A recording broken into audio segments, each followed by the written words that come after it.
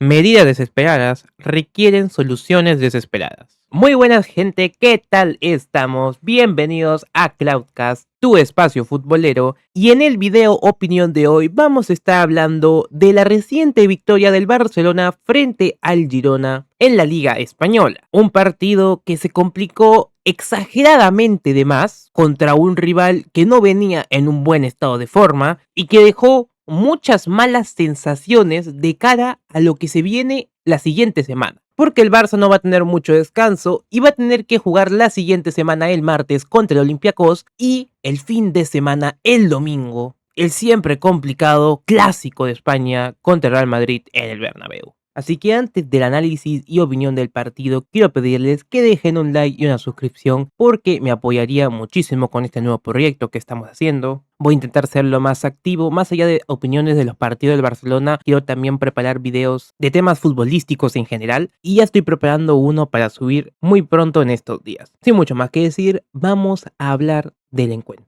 El encuentro ya de inicio está un poco condicionado por el cómo Hansi iba a afrontarlo con las numerosas bajas que tenía, sin poder contar con ninguno de sus dos delanteros, como Ferran y Lewandowski, también con la ausencia de Rafinha, y tampoco con un Dani Olmo para poder jugar de falso 9. Tanto fue la cantidad de bajas que tuvo que poner en el once inicial a Tony Fernández, como una especie de falso 9, jugador que no juega de delantero, tampoco tiene el porte de un delantero. Pero aún así, el chico fue a jugar como un falso 9. Y lo que vimos del Barcelona en esos primeros 15 minutos fue una bocanada aire fresco, ya que veníamos de lo que fue el partido contra el Sevilla, un montón de tiempo sin ver fútbol de equipos, extrañábamos ver a nuestro querido Barça funcionando como siempre, y tuvimos un leve espejismo en esos 15 minutos tan buenos, donde el Barça logró presionar, logró generar, tuvo el control del balón y no dejó al Girona hacer nada. Pero sí es verdad que tener el control de balón no es lo único que tenemos que hacer. El fútbol se gana con goles y al Barça le estaba costando encontrar ese espacio para rematar. Y afortunadamente para nosotros íbamos a conseguir el premio del gol merecidamente después de mucho tocar y tocar el balón. Y el gol fue tan sencillo de marcar, fue tan fluido y con tanta calma en la elaboración de juego que hizo ver los defectos del Girona por los cuales está tan mal en esa temporada. Literalmente el gol fue simplemente un paseo de Pedri González por el área, dando toquecitos, conduciendo hasta esperar un hueco y cuando lo encontró remató. Zurdazo furioso al palo como si fuera un pase y primer gol conseguido.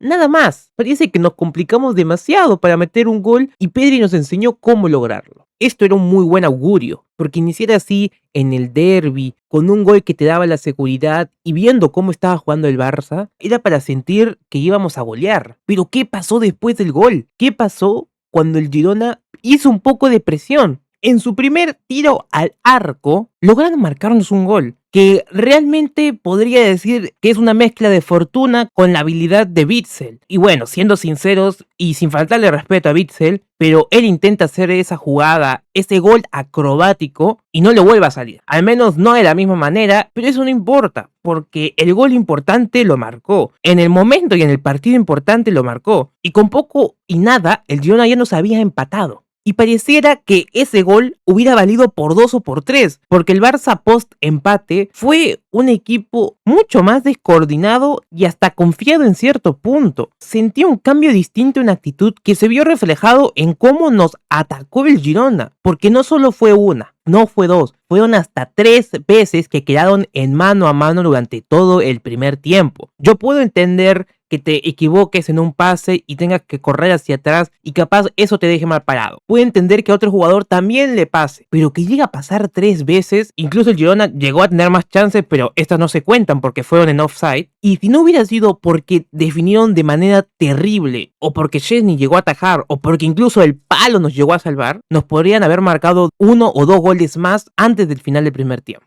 Fue uno de los momentos más frágiles que le vi al Barça en toda la temporada y en mucho tiempo. Ni siquiera contra el Rayo, que también fue un partido tétrico en defensa, nos habían llegado con tanta facilidad. Y era el Girona. El Girona, que está en la posición 20 de la liga.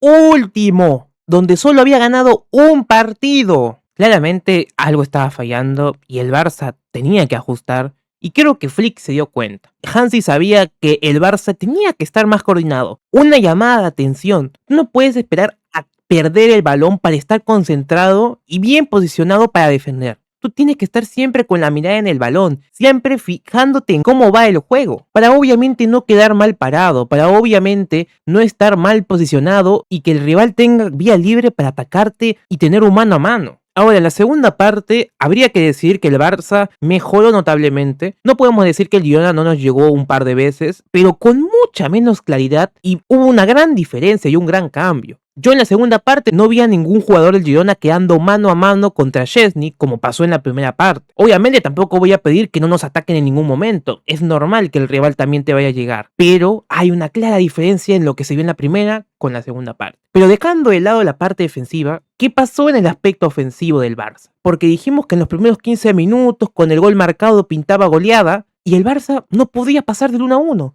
No podía romper ese empate que si bien te daba un punto, se sentía como una derrota por el cómo estabas desperdiciando una oportunidad buena. Si bien el Barça llegó a tener chances y algunas veces el Girona se salvó gracias a su portero Gazzaniga, creo que el equipo le faltó esa referencia de 9. Le faltó ese jugador en el área que supiera dónde estar posicionado para aprovechar las chances o los balones rechazados, los balones muertos, los centros. Tuvimos que jugar con Rashford de 9 que hizo su mejor esfuerzo, pero se nota que no es un 9 posicional, no es un 9 que te va a ganar de cabeza constantemente o va a poder jugarte de espaldas, sobre todo porque el Girona ya en un punto del partido entendió que con el empate ya le bastaba, porque era llevarse un empate contra uno de los posibles ganadores de esta liga y de visita. Era un resultadazo para ellos que están en una posición de descenso. Y el Barça era el que tenía la obligación de presionar para la victoria. ¿Cuál fue la respuesta de Flick ante esta catástrofe que se avecinaba? Ante un público enfadado porque estábamos empatando con el colero de la liga. Pues la decisión fue poner a Araujo de 9. Ronald Araujo, jugador que si bien en inferiores jugó como delantero, iba a ser el 9 del Barcelona. Para intentar ganar balones divididos, para poder tener una referencia en los centros, también para arrastrar alguna marca de los defensas del Girona, Araujo simplemente entró porque no teníamos más variantes. Porque Lewandowski y Ferran no estaban, porque no bastaba solo con tener a Rashford en punta. Obviamente fue una medida totalmente desesperada de Hansi Flick. Y entiendo el por qué metió a Araujo. Entiendo el por qué no metió algún canterano, algún jugador del banquillo y se decidió por meter a Araujo. Esto puede sonar un poco feo, ¿no? Ponerse en el lugar de uno de los delanteros de la Masía que fuiste convocado y que el técnico en vez de meter a un jugador de ataque meta a un defensa para ejercer ese rol. Realmente la decisión de Araujo de delantero fue para no exponer a los chicos de la Masía. Era innecesario poner a un jugador en su debut a resolverte un partido tan picante como el que se estaba cocinando. Y afortunadamente metió a Araujo, porque si bien tal vez ya no tiene las cualidades que tenía cuando era delantero en inferiores, la actitud también es importante a la hora de jugar. Puede significar mucho en el desarrollo y trámite de esos 10-15 minutos que jugó. Y para hacer aún más catastrófico el escenario, Hansi Flick se va echado, a razón de que el árbitro le sacó una doble amarilla inmediata. Un árbitro el cual se le escapó de las manos completamente el encuentro, pitando faltas inexistentes, perdonándole una roja al jugador del Girona que impacta en la cara de Rashford, y luego le saca 2 tarjetas amarillas en la misma jugada a Hansi Flick. Y lo peor de todo no es que se fuera a perder esos últimos minutos contra el Girona, sino que el siguiente partido, el clásico en el Bernabéu, no lo va a poder dirigir.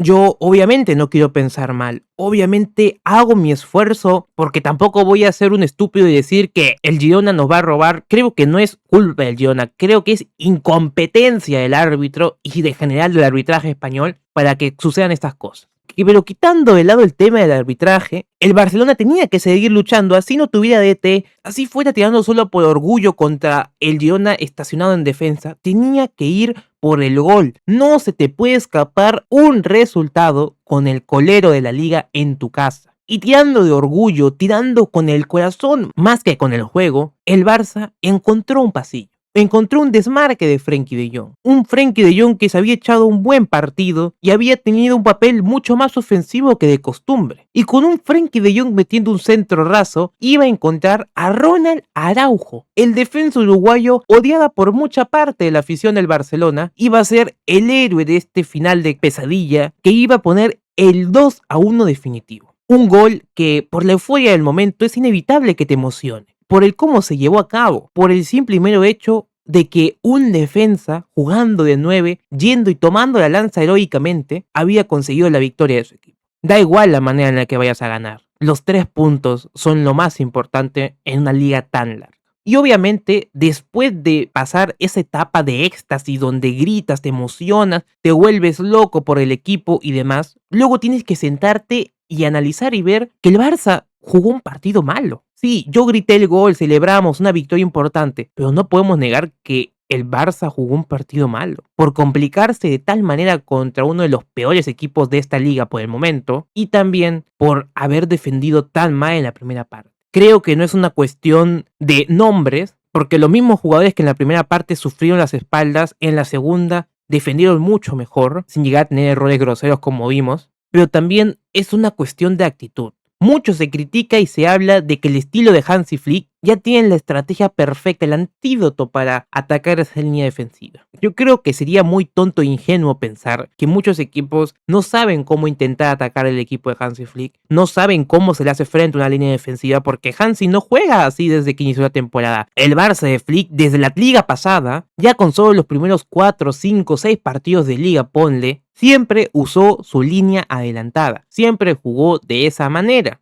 Y aún así en la temporada anterior, muchos equipos no fueron capaces de hacerle frente. Realmente no es una cuestión de ya la táctica está adivinada, ya saben cómo hacernos daño, hay que cambiar. Porque lo repito, en la segunda parte no volvimos a tener una flaqueza defensiva tan fuerte o nos llegaron de mano a mano contra Szczęsny. ¿Por qué en la segunda parte no y en la primera sí? Realmente es un tema de actitud, de mentalidad, de estar 100% enfocados. Y esto es algo muy importante que recalcar en el esquema de Hansi Flick. Es un esquema arriesgadísimo. No podemos negar que jugar al borde del offside es siempre caminar en la cornisa, depender de un hilo, pero bien ejecutado, bien coordinado, es una defensa muy buena. Y sobre todo, si estás enfocado y concentrado. Si tu equipo pierde el balón, tú ya tienes que estar posicionado por si llega a pasar. Tú ya tienes que tener referenciado al jugador. Y no solo eso, este equipo también necesita de tener una buena presión coordinada. Y es donde se siente mucho la falta de jugadores como Rafinha, que es uno de los que comandaba esa línea de presión.